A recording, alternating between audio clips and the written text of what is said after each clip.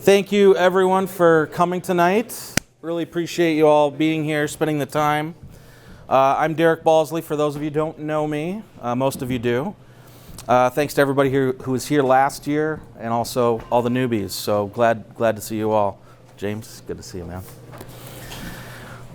Super excited to get started. The first question that I already heard that we have several times is this the same content as last year? And the answer to that is, yeah, kind of, but not completely. So the mission of Anodos, what we're trying to do with this brotherhood, is to pull modern men like yourselves out of a modern worldview, to help you sort of name it, understand what it is, so that we can critique it, dismantle it, and then rebuild back up a more ancient Christian perspective, to live within an ancient Christian worldview like our ancestors.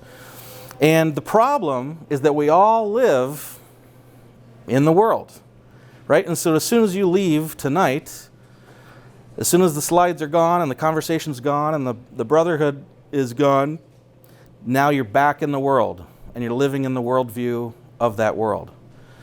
And so what I noticed in conversations with several of the men here over the years, over this last year, is we immediately start forgetting what we got out of Anodos, because the world is pulling us in the other direction constantly. And so the plan is that there will be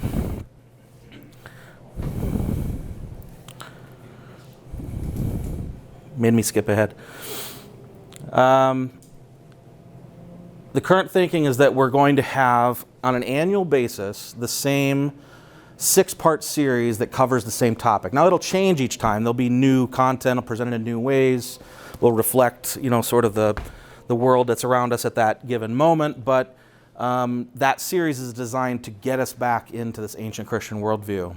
And then once that series is over, then we'll switch to more of like a monthly presentation meeting schedule. So we'll only meet on a monthly basis. There'll be content, there'll be a presentation, there'll be food, and opportunities to interact, etc.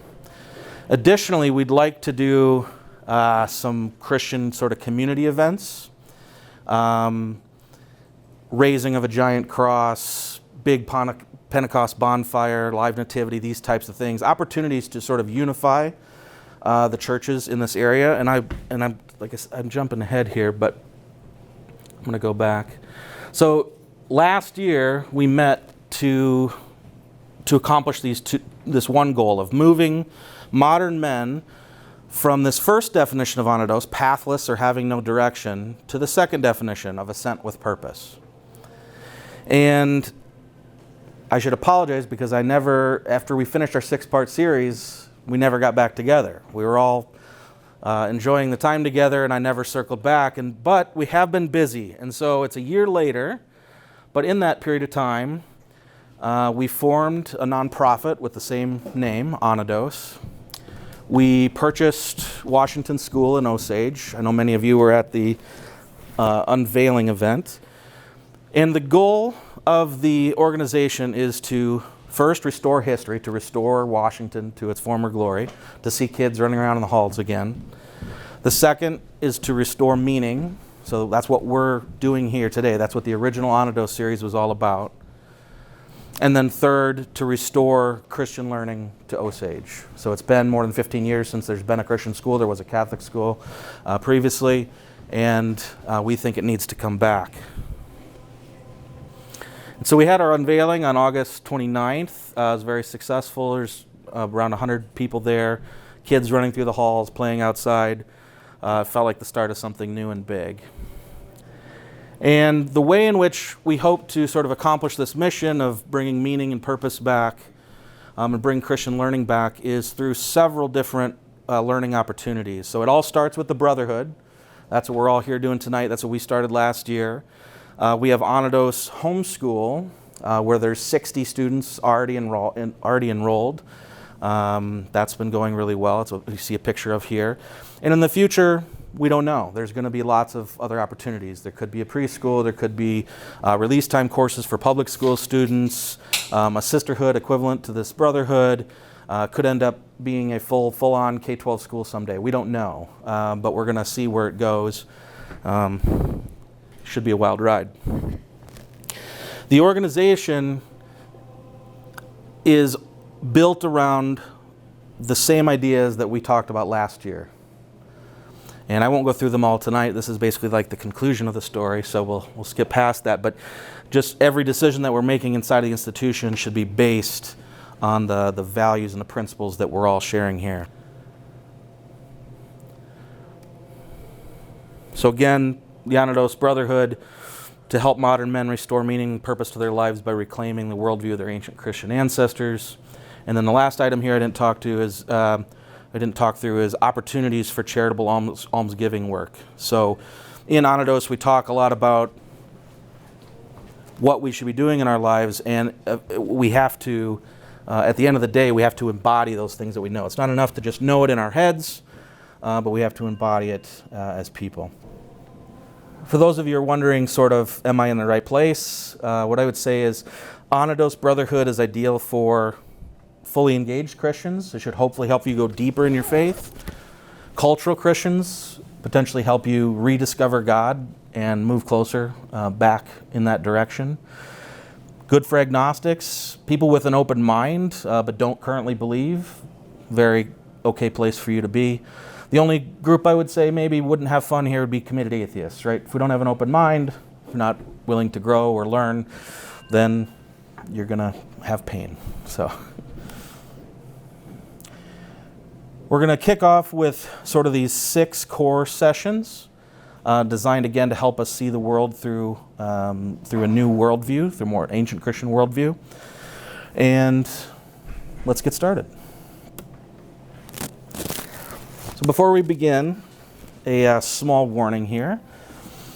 Good quote from Plato: "Those who are able to see beyond the shadows and lies of their culture will never fully be understood, let alone believed by the masses."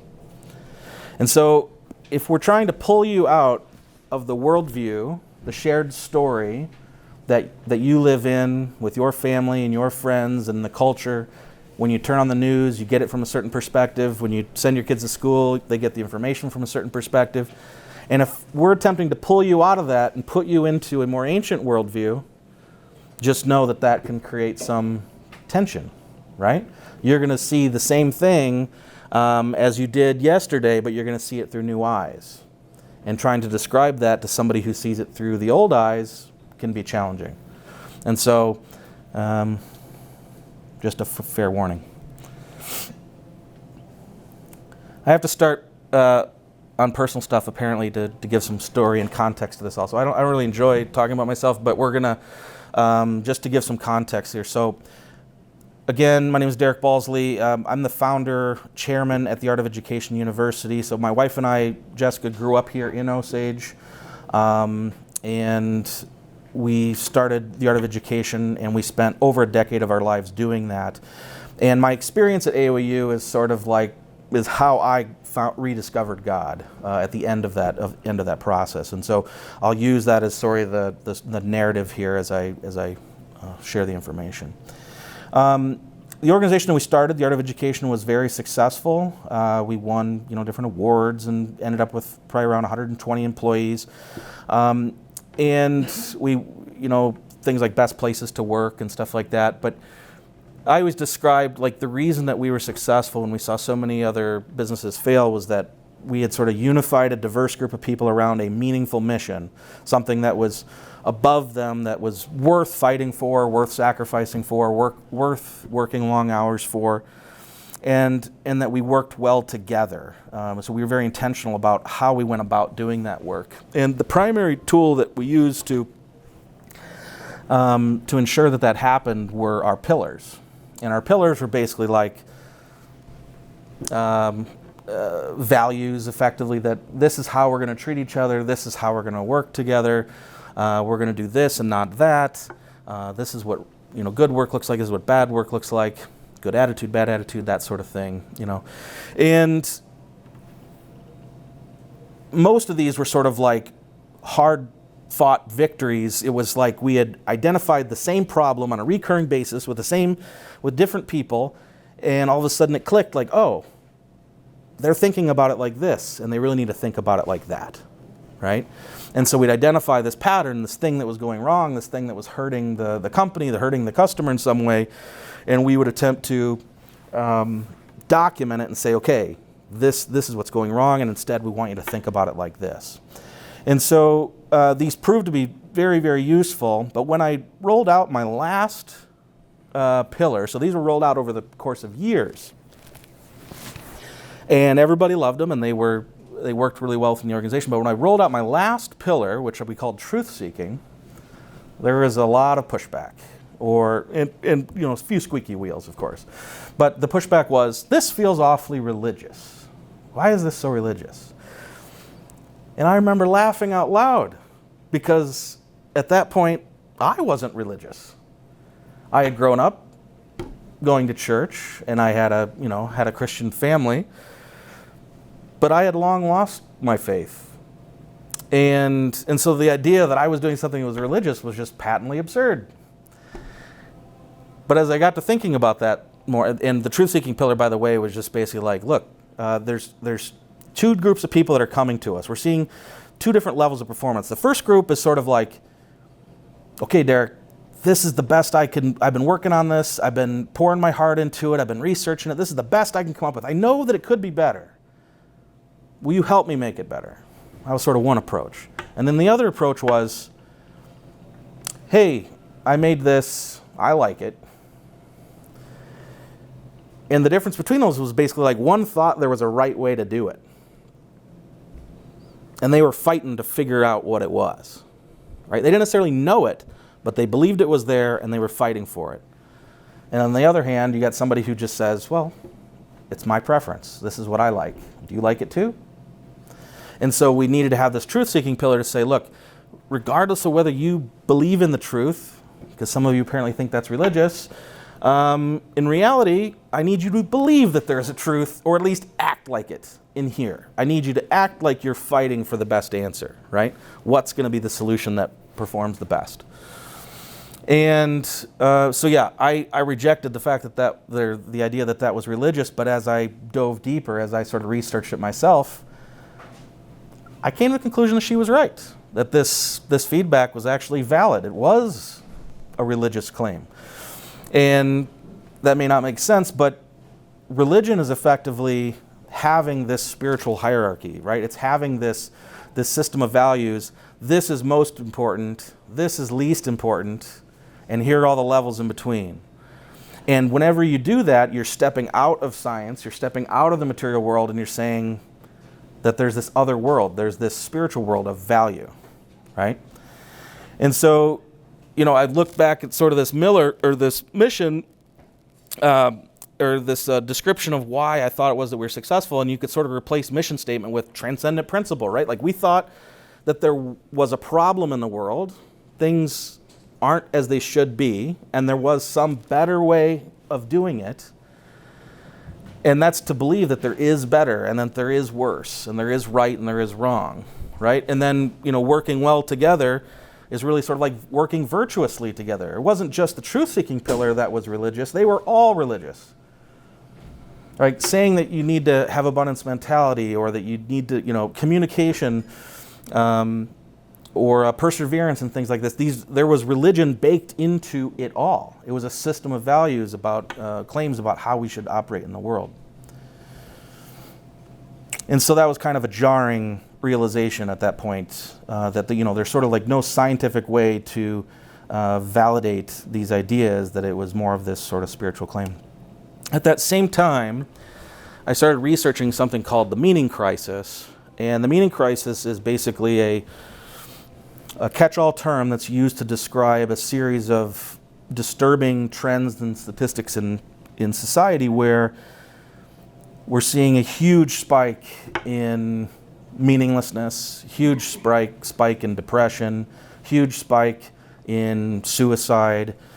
And these are numbers from sort of the 70s. So since the 70s, there's been a 58% increase in adults who report a lack of purpose and meaning in their lives, and a 250% increase in teen depression. These are big numbers. These are society transforming numbers. And I think we can all sort of like sense that something's wrong. Like we feel listless, we feel directionless, we feel like, is this what my life is meant for? Or should I be doing something bigger, something more important? And what I thought was interesting was discovering that these correspond really well with statistics on the decline of faith in our country at the same time. So a 50% reduction in church attendance since the 70s. A 500% increase in self-identified religious nones, people who mark that they have no religion on forms, right? And after a significant amount of research, I came to conclude that these things are integrally tied. It's not arbitrary, it's not random, it's not, we just happen to be depressed right now because of maybe social media or something like that. And those things can play a role, but there's something deeper. There's something more foundational that's affecting especially the youth. And so this sent me reeling, sort of sent me on this thing. Okay, so like this thing that I've spent my entire adult life building is reliant on religious principles, and this deep problem that I see everywhere in society is due to a result of these religious principles being missing.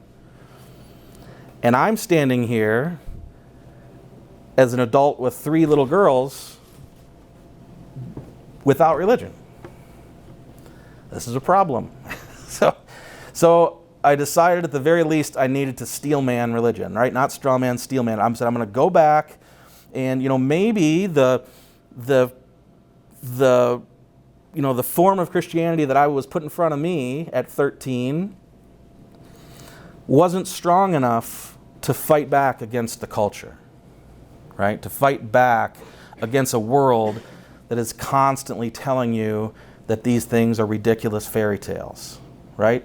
And so dive back into it and read the people who actually know what they're talking about. Read the experts.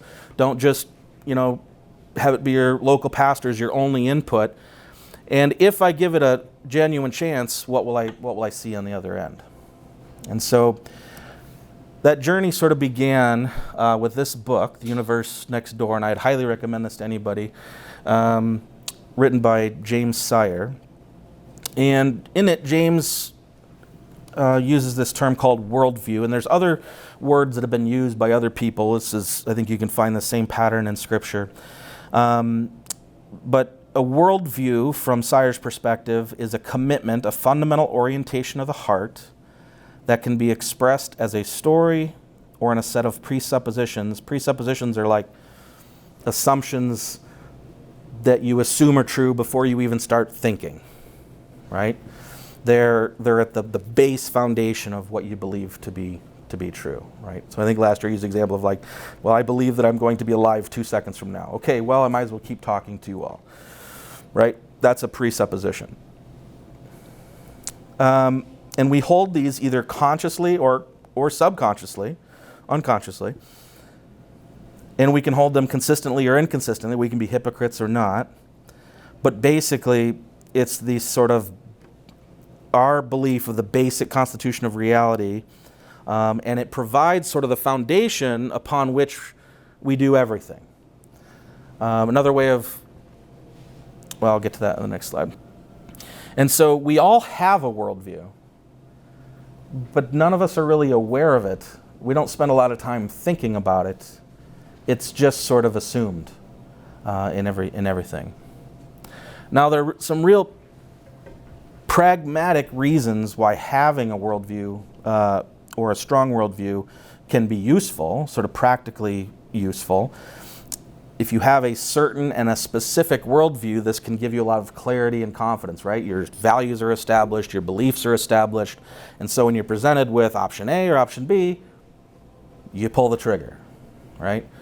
On the other hand, if you're sort of vague with your worldview or you're doubtful, you end up afraid and aimless, right? Because you're vague, there's no direction, there's no better or worse, and so you just sort of go through the day with whatever's easiest or whatever's most convenient. And then if you're doubtful, it establishes this fear because you don't have a perspective on what's happening next, right? If I do this, then this will happen. And so that would be sort of a, from like a business perspective or just a life perspective, why it's important that you have a worldview and that it's something that's solid. Another way of looking at worldview is to use this sort of metaphor of a telescope.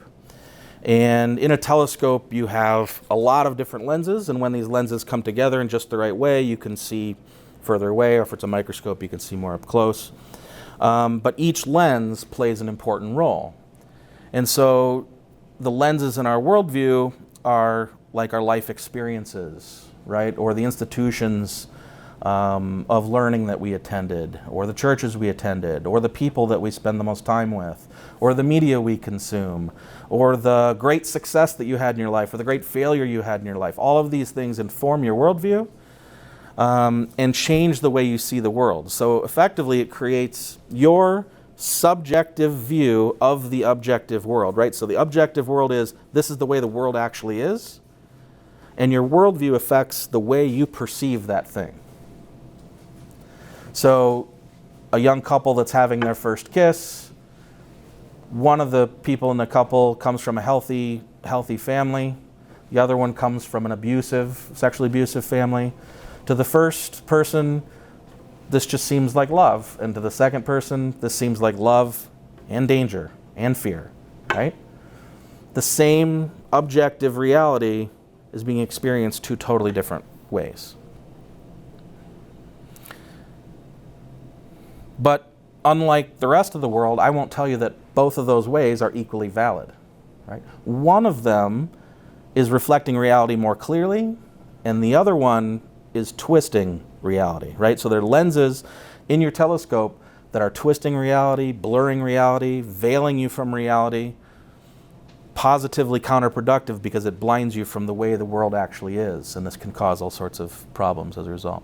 This is a photo from the homeschool group, by the way. So we're trying to take these ideas and translate them down to the youngest kids, and I hope that for those of you who do have kids, you can go home and try to do the same thing. Help your kids realize that the shows they're watching, the apps that they're using, all of these, the friends that they choose to play with, all of these things will be placed into their telescope and will change the way that they see the world. So choose your friends wisely. Choose your media wisely, so on and so forth. So yeah, what if our current worldview is wrong? What are the consequences? What are the consequences for us in this life? What are the consequences for us in the next life? What are the consequences for our loved ones, for the society that we live in? They're huge consequences because our worldview basically informs everything about us. So our worldview, this is so our physical eyes, but also sort of our spiritual eye. This is how we see the world around us, but our worldview informs what it is that we believe. And our belief then establishes what our values are, right? If you believe in Jesus Christ, then you're going to have love as a value. If you worship Odin, you're going to have a different value, right? And those values are going to lead to behaviors, and those behaviors have real effects in the real world and affect not only you, but the people around you. Quick reading from Colossians. See to it that no one takes you captive by philosophy and empty deceit, according to human tradition, according to the elemental spirits of the world, and not according to Christ. Right? And so there is one best lens through which we can see the world. And using other lenses creates danger and spiritual problems. I have a worksheet. Does everybody have a copy of the telescope worksheet? I'd just like to take 2-3 minutes and have you try and identify worldviews or lenses that are already built into your existing worldview. On the back of the sheet, you'll see a series of questions that sort of help you identify what some of your lenses might be. And after you've filled a few of these out, I'm going to have you talk with the guy right next to you about some of the lenses that you have, some that are the good lenses, some that are concerning lenses, things that might be worth replacing if you get a chance. So yeah, what do you over prioritize? What gets too much emphasis in your life? And as a consequence, what gets neglected? What life experiences have changed the way you see the world? Have I experienced pain that's made me cynical, or success that has made me prideful? What am I afraid of? What's more important to me than it should be? I put too much time, attention to this. I put too much care. It's a distraction from what's truly important. How have the institutions that I've attended, schools, churches, government, how have those affected me? Are they overemphasizing something or underemphasizing other things? Are my lenses based on something unchanging and fundamentally true, or do they sort of reflect cultural trends, right? Is it true, are your core worldviews, your core lenses, are those things that were true 20 years ago, 200 years ago, and will be 200 years from now? Or are they sort of temporary? And then the last lens on the far right, you could sort of leave that one, or any of them, I guess. You can sort of leave that one blank because we're going to fill that one in together. So one thing that's interesting is, to me, is that some of those lenses I chose, and somehow that feels better to me. I feel like I was involved, but other ones you sort of notice that you had no choice in the matter. It was sort of given to you, and we like to believe that we're making our own decisions. We like to believe that we can see the world clearly, but the truth is that we live in a community, and we're affected by the people around us and the larger society, right? And so there are some lenses that are just sort of gifts that plop out of the sky. This is the environment, this is the arena in which you've been dropped, right? You're going to soldier in this arena and not in this other arena. So this reflects our time, reflects our place, reflects our culture. And for us, the arena that we've been placed in is postmodernism. And postmodernism is very complicated, but I'm going to do my best here to make it simple. And what's interesting is, to us, it doesn't feel like we're seeing the world through the lens of postmodernism, because postmodernism is like everywhere, right? It's the sea we're swimming in. And so it's hard to see things, to a fish. They don't realize they're swimming through water, right? They're just existing. And so what we're going to try and do is to work to better define this term so that you can identify it in the world around you, in the people around you, and in yourself. So postmodernism, it originates with sort of the Enlightenment, and it's sort of downstream from Enlightenment modernist ideas, but it sort of has really gone down this dark path. So postmodernism is a worldview which rejects universals like truth, beauty, goodness. So it says those things don't exist. And then postmodernism says that unifying meta-narratives don't exist. A unifying meta-narrative would be like Christianity.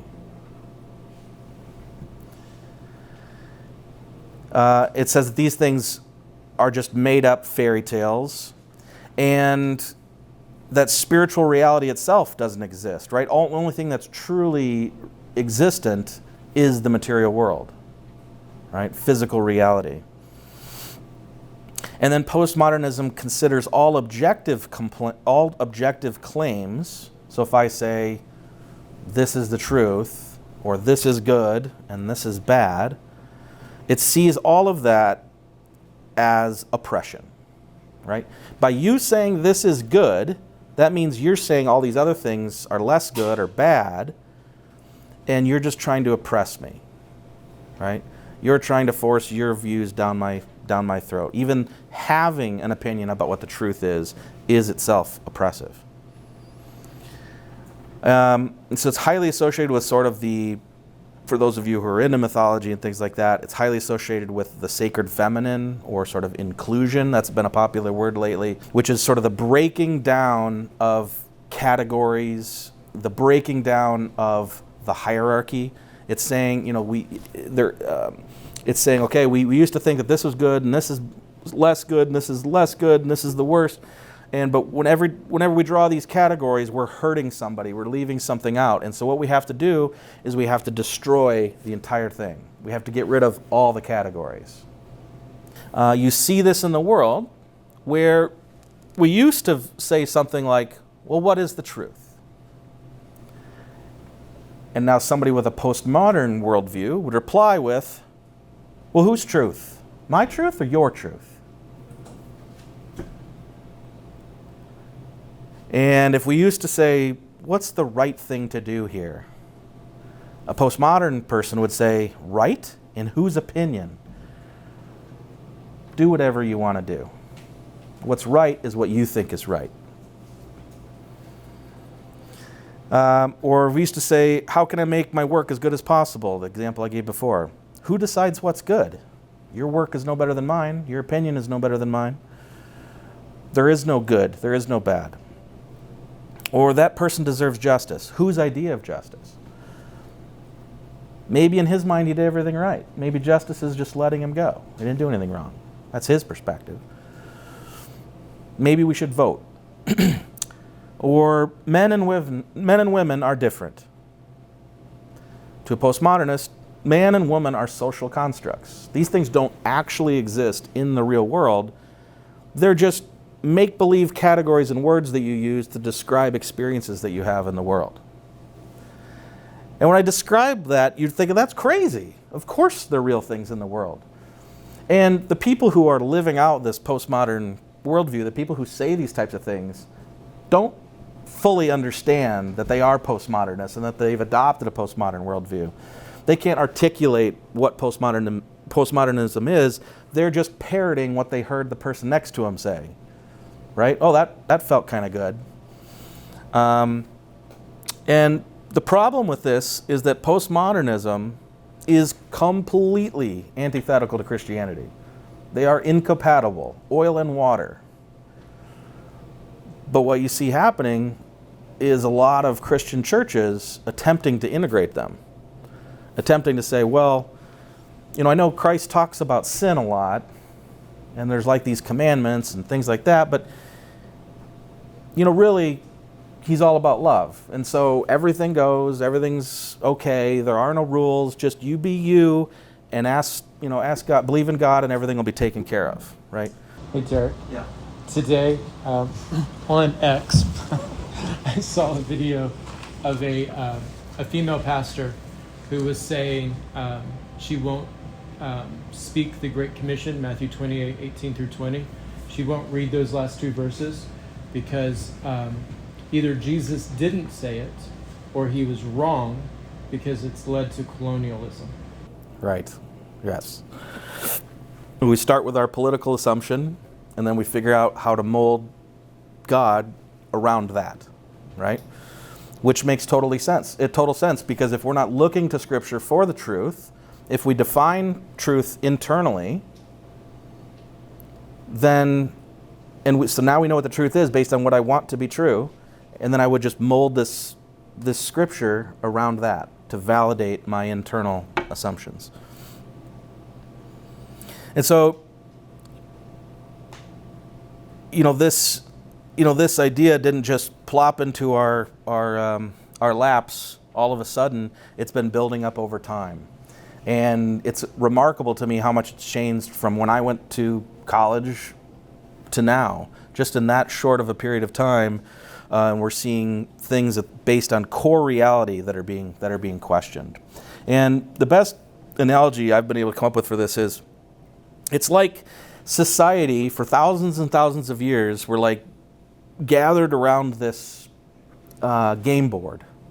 And on this game board, there's a mountain in the middle, and at the top of the mountain was truth and God and beauty. And, you had Christians, and you had Hindus, and you had philosophers, and you had atheists sitting around this game, and they're all playing, trying to figure out what the truth is. And all of a sudden, a postmodernist pops up, slips their fingers under the puzzle, flips the whole damn thing over and says, it's a postmodern world now. There is no truth. You can all have your own little mountains. We don't need to play this game anymore. And the problem with that is that we're throwing the baby out with the bathwater, right? In some ways, there's some legitimate things that postmodernism was pushing back on, right? Like people were abusing power in some cases, right? But we're throwing the baby out with the bathwater. When we lose God, when we lose objective reality, when we lose objective values and morals, all these things, we lose everything that's important. You can't, if there is no goodness in the world, if there is no meaning in the world, no truth, beauty, knowledge, why even wake up in the morning, right? So when we go back to those depression statistics and suicide statistics and meaninglessness statistics, it's because we've thrown all of that away. We've thrown away everything that would actually give our lives meaning.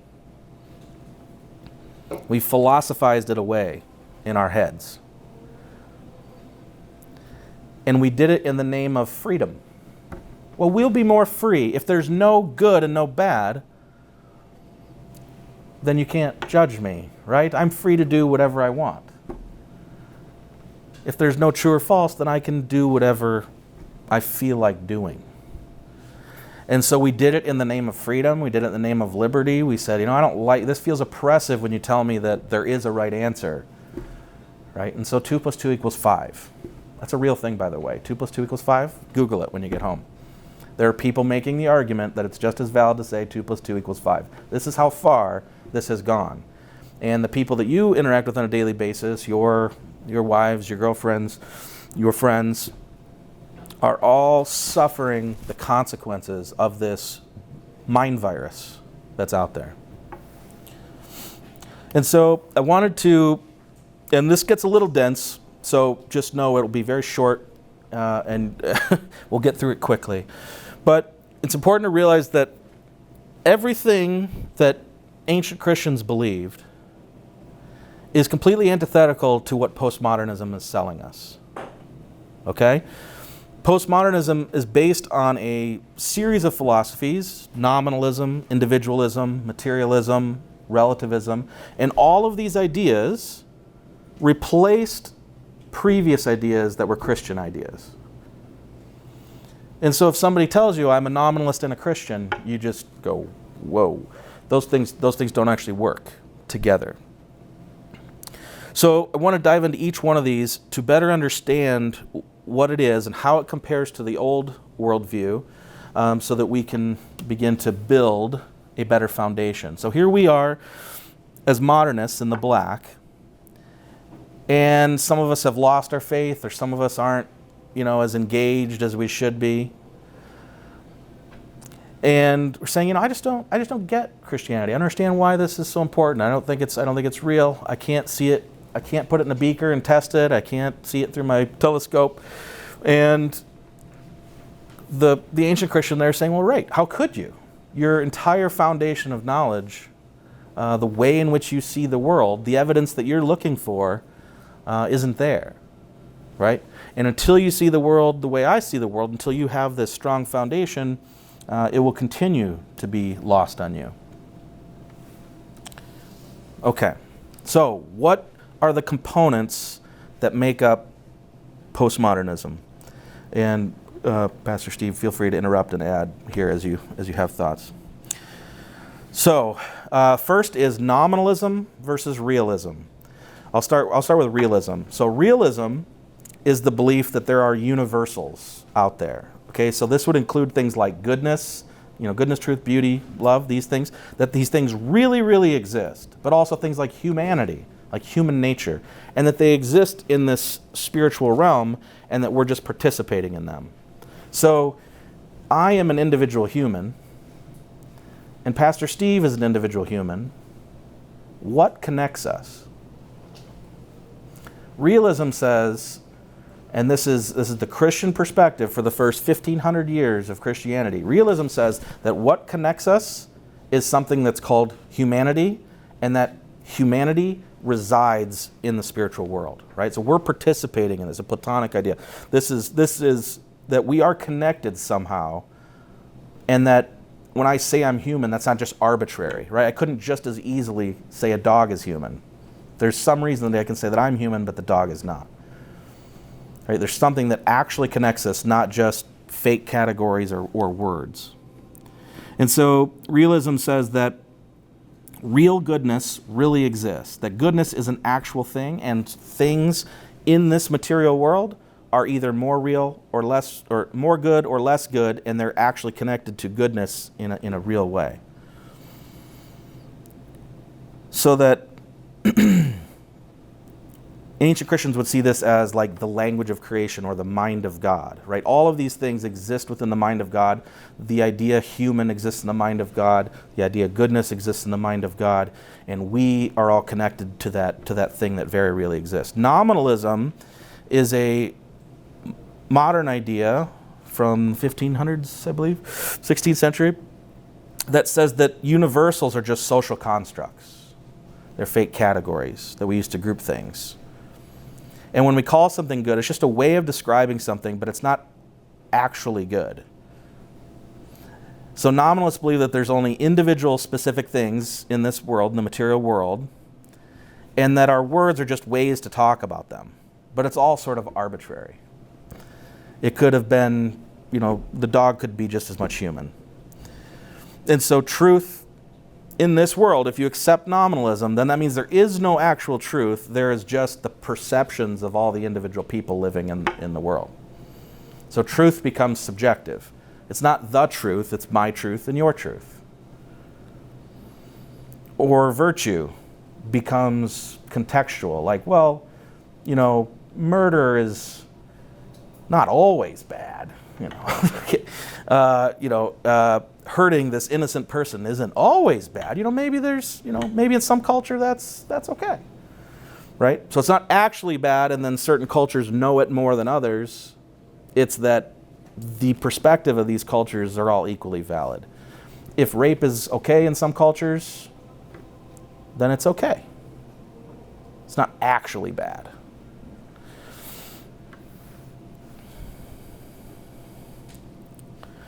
And so in a sort of nominalist world, there is meaningless material. This is the material world, Earth. And in this material world, nothing has any meaning. Nothing has any vertical meaning. I'm sort of adding a tool to our toolbox here where whenever I do this horizontal line, this is sort of like the material world, the subjective world. And when we go vertical, then it's sort of like the world of values, the world of ideals, the world of truth and beauty and goodness and love and God and all that. And so in the old world, material had potential, right? So this oak tree could be, producing acorns, healthy on the prairie, or it could be used to make a table, or it could be used to make a floor. But there were more ideal things that oak tree could be used for, and less ideal things. If it burned up in a fire accidentally, that would be less ideal, right? So that everything has a purpose, and those purposes are tied to those spiritual realities that we were talking about before.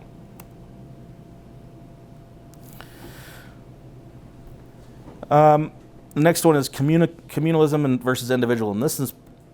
This is probably the hardest one for us to get our minds wrapped around, because we've been so propagandized to see everything through the lens of our individual selves. But basically, individualism says that your self is self-contained and self-defined, that meaning and morality and truth and identity come from you. You decide what's good, and not from God, not from community, right? And your identity is self-defined. You can choose who you are. Whereas the old view would be that your identity is determined not by you in concert with the people around you. And that your identity is established through God, not through yourself and through your own preferences. And so your life is meant to discover who God meant you to be, not to discover who I am. And when you take this individualistic perspective, freedom is sort of imagined as like independence. I'm not reliant on anybody. I can do whatever I want. Whereas freedom in the Christian context has more to do with, am I able to ascend to where I'm meant to be? Am I able to be the virtuous man I'm meant to be? Am I able to become the dad that I'm meant to be, or whatever it is?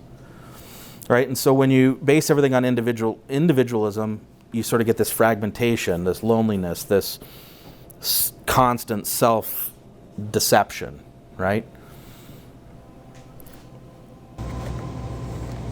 I'm curious on your end. Would you say that individualism is responsible to some degree to anxiety and depression and so forth? Yeah, absolutely. I mean, I'm just thinking. So I'm old now, 49, almost 50. Sorry, guys. But growing up in the 90s, like everything was very community based where I lived. And even my identity was, like my dad worked for Xerox, so he was a computer guy. So it was assumed I would be a computer guy. You know, there wasn't ever that you can be whatever you want to be. Yes. It was, so I always felt very tied to my family and relationships. But I see a lot of people, there's no tie anymore. Right. Yeah, I think maybe one useful analogy there is like if you go to the grocery store and you're going to pick up spaghetti sauce and there's 100 options for spaghetti sauce, is that better than if there were 10 curated, high quality, sauces to choose from? Which experience would you rather have? Right away, your American freedom's going, I want 100. But in reality, that's going to be pain. That's going to be something. You're going to sit there like, how am I going to choose all these options? And then especially when you could, in that paradigm, you're saying all these options are equally valid, right? None of these sauces are actually better or worse than others, just whichever one I prefer, right? And so, when your identity is self-defined, then there's an endless spectrum that you could choose from. And this endless spectrum is actually paralyzing. So this goes back to that pragmatic slide that I gave before. When you have a worldview, then it's very clarifying and it gives you confidence. But when you don't have a worldview, then it becomes paralysis and fear. And this is exactly where anxiety comes from, because, and we'll get to this in the fourth session, I think, our identity is, when it's based in God, then it tells us a lot about who we should be, how we should act, how we should treat each other. And these are now decisions that you don't have to make. The scope of options has been whittled down to virtuous things that bring you closer to your actual identity and to God himself. So great point. Anything you want to add there? Well, I'm stuck with this because I do believe like individualism is a value. It's an American value, right? So it's difficult to think communally. Again, for people like me, growing up in the 90s, 80s and 90s, the Cold War was very much real. Yeah. So you see anything that starts with COMM and immediately you think of communism, right? So it's like, well, that's bad. Right, That's really, really bad. But I mean, I think of like when you read... We have to be careful not to mess up individualism with like individuality. Right. We all have our individuality. Right. And Christianity and communalism don't diminish that at all. Right. Yes. So when I think of scripture names, like for instance, it's just Jesus. It was Jesus Bar Joseph, Jesus the son of Joseph. That's how they understood him as a human being. Right. This is Jesus, and we still have that somewhat in our cultures. Yeah. Right. It's Jacob Potter means that's his dad. Yeah. Right. But the difference being is Jesus was expected to be a carpenter. Like that was the expectation. There was a lot that came with that. Now in our society, our identity is so pulled away from our who we come from. There's just no connection with who we come from. And it also leads to a great disrespect towards where we come from. An angst and a rebellion from our own family. It's really interesting. Absolutely. And I had somebody ask me once, why Christian? Why not Hindu or Buddhist or whatever? And the way that Christianity deals with unity and multiplicity, with community and individuals, is the most beautiful out of all those. And we could talk about that in a later session. But the Christian communalism puts, sort of the locus on, now I'm using Buddhist words, on communion with God and communion with each other, right? Love God, love your neighbor. And that this is where our true identity is found, is together. And that doesn't mean that you're not an individual and that you don't have, your own individual beauty and soul and all that. That's still retained, but it reaches its fullness in community. You can be the best individual you are in a family, in a friendship. Does that make sense? The next one here is materialism versus dualism. So materialism basically took nominalism and said, oh yeah, like these, truth and beauty and goodness and love and all that exists. In fact, nothing exists that isn't material, right? Unless I can put it in a beaker, unless I can taste it, touch it, smell it, then it fundamentally doesn't exist by definition.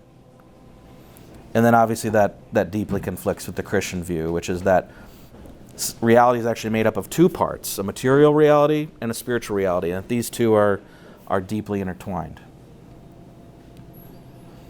And so in the postmodern world, there is only matter. But in the ancient Christian world, there is the world of matter, and there is the world of what matters.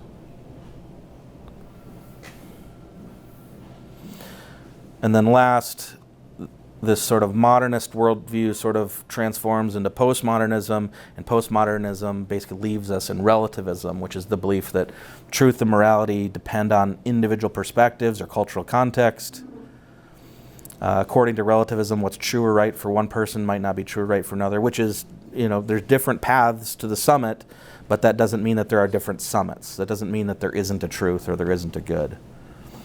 And so universalist position, the ancient Christian perspective is that the same truth that guides my life is the truth that guides your life. And we worship a God who is the way and the truth and the life.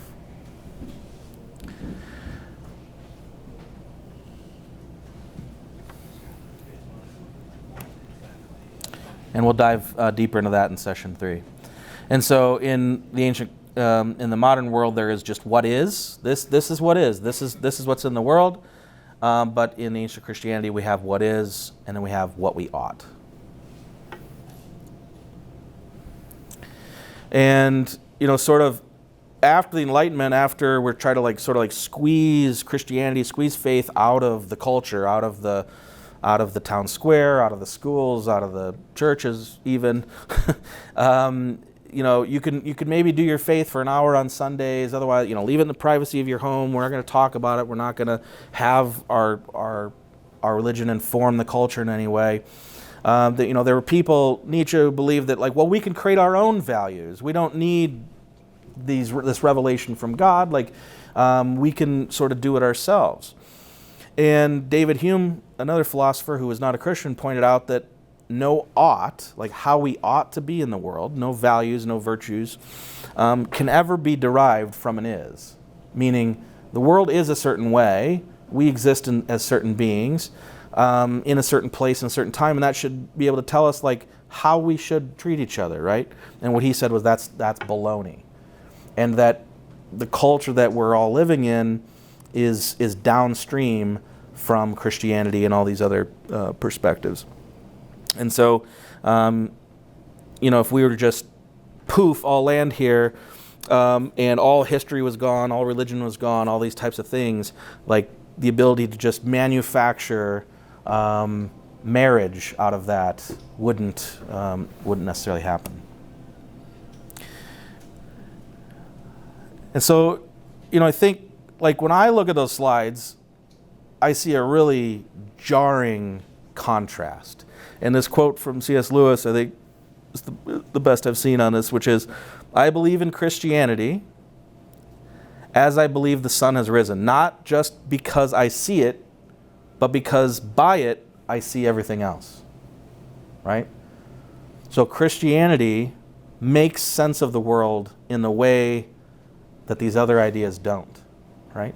Does it feel to you, if we went out in some middle of some field and we decided to, kill this innocent child together, and the two of us there both thought it was a good idea, and so does that make it good? We outvoted her 2-1.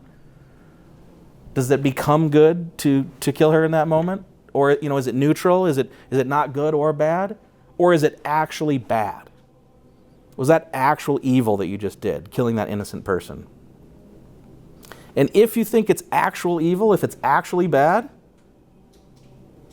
you just found God. It's unavoidable, inescapable. And so your choices just really couldn't be much more, let's see here. I'm going to jump to this one. Your choices couldn't be much more stark. And so I was left realizing that I had to, which of these stories actually make sense of the world around me. When I see my kids, when I see my wife, when I see you all sitting here in front of me, does one of these stories seem like it's more real or the other one? The world tells us that life is meaningless. Just go have fun, right? It's just pleasure seeking. Christianity says the world is filled with meaning. Your life is meaningful. The world says goodness, truth, beauty, these things are just fake, imaginary. The modern world says you're just cells and chemicals. All the thoughts that you're having in your head, all the things that you think is like your free will, like I'm choosing to do this, I'm choosing to do that. If you take the science seriously, what it says is that it's just neurons firing in your head, just chemicals moving from point A to point B. You're not making decisions, you're just chemically responding to stimuli. Is that what it feels like to you?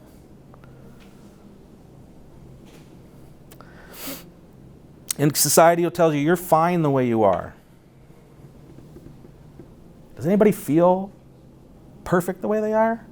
Or do you feel like you could be something more, you could be better, that tomorrow has some hope because you could be closer to God tomorrow than you are today, right? Closer to your ideal self than you are today. Closer to your ideal family than you are today, whatever it is. Right? And does it seem right when people just proclaim their identity? This is who I am. You should call me this now. Does that seem to comport with the reality in front of you? Right? And so, yeah, it's a choice. Like, life either has no purpose, have fun, make money, kill yourself, or life has a purpose. You were meant for something. You're created in the image of God, meant to become more like God, meant to reflect God, meant to ascend the mountain spiritually, right?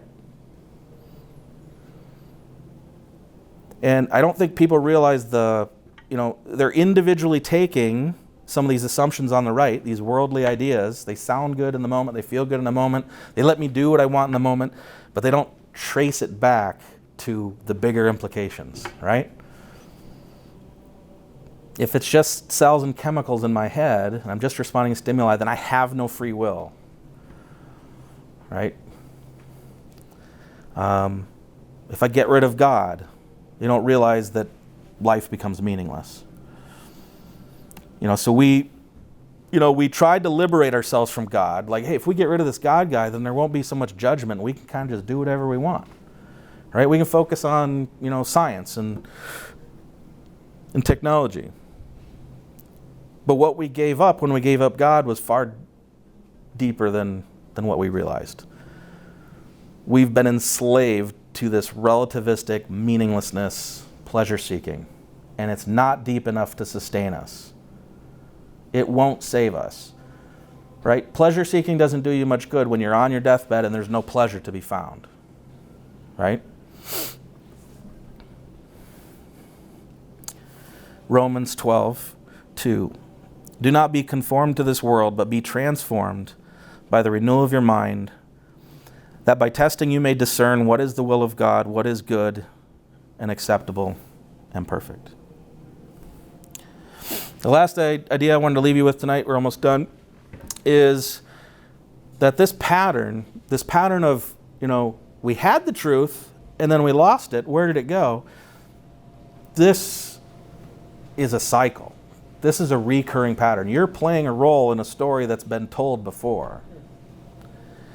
And our sort of decadence sows the seeds of, I love this meme, by the way. I don't know if you guys have seen this meme. Hard times create strong men create good times create weak men, and weak men create hard times.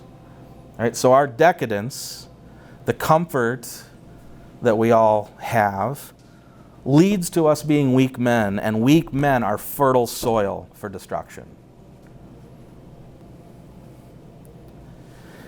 This pattern is in empires. This is the work of Ray Dalio here. He identified that all these empires, these world powers, go through the same cycle.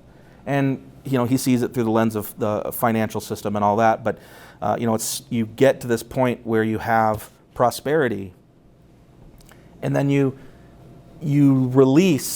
get rid of the things that actually got you to this high place, right?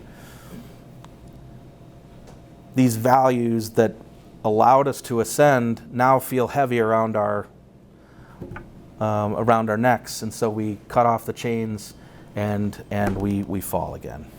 And this cycle also exists inside of the business world, right? Every business has a life cycle. You start in this place where you're, just getting started. Is this a good enough idea? Are we going to survive? Are we going to make it? Yep, we're on to something. Okay, growth. How do I fund this growth? How do I get the right people? How do I grow? Blah, blah, blah, blah. And then the company matures. And then you sort of forget about the customers, and you forget about the mission, and you forget about the hard work. And everybody just wants, the bigger paycheck and whatever it is. You're not focused on the actual mission of the organization. And so what happens is decline. Everything falls apart because what got you there was forgotten.